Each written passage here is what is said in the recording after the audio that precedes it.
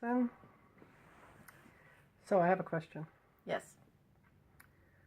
Since consciousness, we've already discussed, is the starting point of creation or matter. Okay, let's fast forward a zillion light years or something and go to the teenage brain and say, Okay. Whoa. why can't a developing human being feel value when we come from such an awesome origin of consciousness creating the very matter that we're composed of? Why would a 14-year-old, feel so frustrated with the life that they're given to commit suicide? I mean, how is that reconciled? How do you... Well, I think it's like what you said. I mean, it's like there's this psychological, this philosophical core of our being, but it's wrapped around by this psychological shell, which is a mess. But what's wrong with our culture, our society, our families, that children don't feel cherished? I don't think many people feel cherished. I think people feel they're even struggling to have to just survive, right? So if you feel like you're struggling to survive, how could you really just freely love your kids? True. And if your kid is raised in an environment where they're questioning whether they're loved or not from a young age. You know what I recently read? I recently read that the infant mind up until 4, that the wavelength that they use is the similar or the same exact one as they use for hypnosis. So basically a child being raised, all those subtle messages that they get from when they're first born, so when they're able to start thinking as a separate entity from their parents, it impacts your entire life. So if children aren't raised with parents who are aware that everything they do, everything they say, everything they watch on television, everything they listen to, every conversation they have on the phone is impacting their child subconsciously, I think if people were aware of this, they would be so much more cautious. I hope they would be so much more cautious. I hope. I think there's more of an awareness these days. There's more of an awareness, but there's also more like struggle, I think, lately. Just struggle to survive. Economic struggle, all sorts of struggle. But we're richer than we've ever been, More people now live in a home that can protect them from the elements and have water and food than ever before. Of course, still there's a substantial part of the world population that lives below the poverty line, but most of us live above it, and most of us have... I mean, why should we be struggling with our value? I don't understand. Well, I guess I see us as needing to make a big step forward. Like in America, in the Western world in general. We have a dysfunctional justice system. We have a dysfunctional medical system. We have a dysfunctional economic system. Political, yes. Educational. Yes, right. Everything's dysfunctional. We don't celebrate the land. We still abuse it as though it's infinitely available. But it's not, so until we figure some of that stuff out, I think we've reached a crisis. Well, the UN is focused really strongly and seriously on the Sustainable Development Goals. Now, there's 18 of them. And they focus on the land and the water and the health and the raising the poverty level to, there's a substantial amount of the population that lives on below $1 a day.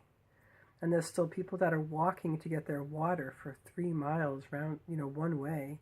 Yeah. And there's still girls who can't go to school because they don't have sanitary products. I mean, and there's girls who can't go to school once they hit puberty because they're supposed to get married and they're not supposed to be educated. I mean, what is sustainable about that?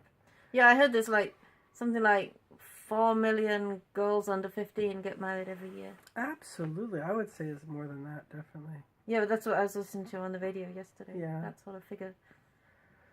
I don't know. I guess, I I guess we have to look at the past and see some of the problems before we move forward. But there are forces moving us forward. Technology, the internet, That's true. there's a lot of really good things going on too. Yeah, my daughter mentioned the other day, she was mentioning, have you ever heard of the dark internet, Mom? And I was like, oh gosh, yeah. I mean, the Sounds internet like Harry Potter. Well, it's true though. There's What is it? It's a portion of the internet that's, dedicated to like evil, basically. Oh, really? Yeah, really. It's serious. Like, Whoa. Getting marijuana. No, not marijuana. Like heroin shipped to your door, or Really? arms, or illegal things.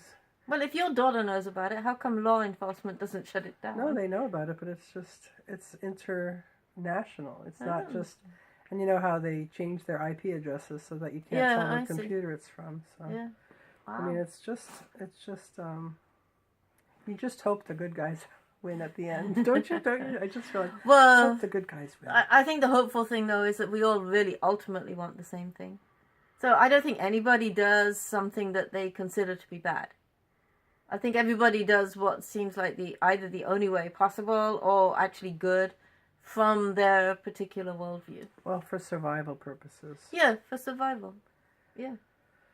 So you hear all the violence and, I mean, just this horrible things going on. Like,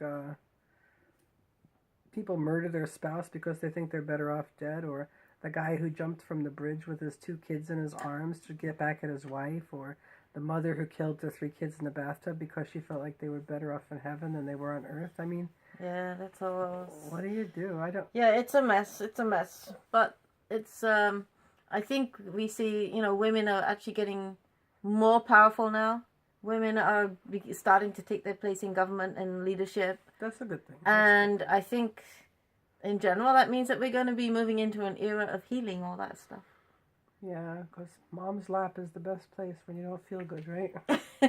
When you're sick, the best place to be is next to mom. Right? Yeah, it's true. Yeah. It's true. Well, what about the consciousness, though? Does the consciousness that you were talking about earlier, does that have a innate goodness? Or is it just random? Well, you'd probably have to look back.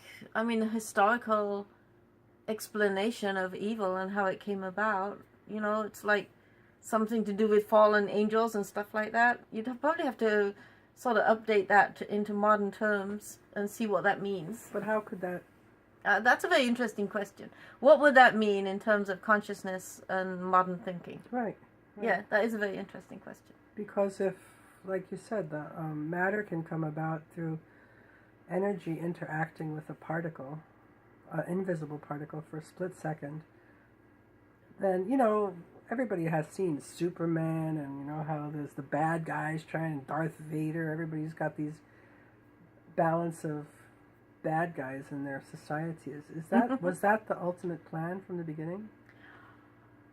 My guess would be that it's gone way further out than was intended. Yeah. Although I do think there had to be challenges. I mean, you grow in response to challenges a lot, right? Now, the universe itself is quite a challenge. How do we're living on this tiny little planet. Inevitably, at some point, we're going to occupy the whole planet. How do we get out to the rest of the universe? So there's a good challenge. You have to upskill to do that. But I mean, I think challenges that we actually face in everyday life, I don't think it was meant to be quite that bad. Honestly, I think consciousness found it harder to dwell in a limited, like a finite dimensional reality than it expected. You think so, huh? I do indeed. And what does that mean to us? Uh, We have to make positive choices. We have to strengthen our positive muscles, or in doing goodness and thinking positively, because frankly in this society it's very difficult sometimes to think positively. Yes, it is. And if thinking positively is truly a different vibration than thinking negatively, then maybe there is power to thinking positively. Well, I don't know. I think there's some really big clues there, though, in looking into how people have explained the origin of evil. I mean, I haven't really thought about it much just now. but I have thought about it in the past, and I think there's a lot of very interesting insights that you can get. So Well, I'm probably not going to get them right now, but we could try this again in the next YouTube. Thank you for your point of view.